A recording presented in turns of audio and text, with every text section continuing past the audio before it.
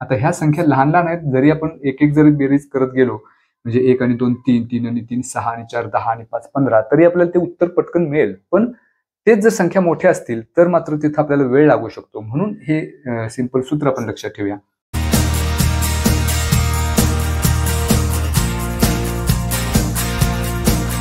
Hello friends, आजच्या व्हिडिओमध्ये एक कॅल्क्युलेशन ट्रिक आपण बघूया, जी आपल्याला स्पर्धा परीक्षा गणित किंवा बुद्धिमत्ता चाचणीसाठी बऱ्याचदा कॅल्क्युलेशन काही संख्यांची बेरीज किंवा सलग येणाऱ्या नैसर्गिक संख्यांची बेरीज आपल्याला करावी लागते.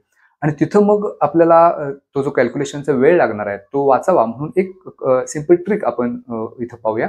एक सोपा फॉर्म्युला आहे, तो जर लक्षात ठेवला तर असे कॅल्क्युलेशन आपण फास्ट करू शकतो. आणि जर कॅल्क्युलेशन फास्ट होत असेल आपलं, तर उरलेला जो वेळ आहे तो आपण इतर प्रश्नांसाठी देऊ शकतो. तर प्रश्न समजा असा असेल की 1 ते 10 नैसर्गिक संख्यांची बेरीज किती. अगदी बेसिक प्रश्नापासून आपण सुरुवात करूया. हे जे 1 ते 10 नैसर्गिक अंक आहेत, म्हणजे 1 2 3 4 पासून 10 पर्यंत अगदी बेसिक सूत्र आपण पहिल्यांदा पाहूया. नंतर मग त्या प्रश्नामध्ये थोडासा बदल जरी झाला तरी आपण ते प्रश्न कशा पद्धतीने सोडवू शकतो ते पाहू.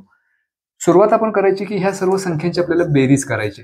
आता ह्या संख्या लहान लहान आहेत, जरी आपण एक एक जरी बेरीज करत गेलो, म्हणजे 1 आणि 2 3, 3 आणि 3 6 आणि 4 10 आणि 5 15, तरी आपल्याला ते उत्तर पटकन मिळेल. पण तेच जर संख्या मोठ्या असतील तर मात्र तिथं आपल्याला वेळ लागू शकतो. म्हणून हे सिंपल सूत्र आपण लक्षात ठेवूया की सुरुवात आपण ज्या संख्येपासून झाली आणि शेवट ज्या संख्येपासून झालाय त्या दोन संख्यांची करायची बेरीज. म्हणजे 1 अधिक 10 त्याला भागायचे 2 न, आणि गुणिले ह्या एकूण संख्या किती आहेत, तर 1 ते 10 याच्यामध्ये एकूण नैसर्गिक संख्या 10 आहेत, म्हणून त्याला 10 न गुणायचं. इथं 2 न भाग जाईल, 5 10. इथं 10 अधिक 1 11 गुणिले 5, मग 11 गुणिले 5 उत्तर मिळेल 55. त्यामुळे ह्या प्रश्नाचं उत्तर आपल्याला मिळालं 55. 1 ते 10 या नैसर्गिक संख्यांची बेरीज मिळेल आपल्याला 55.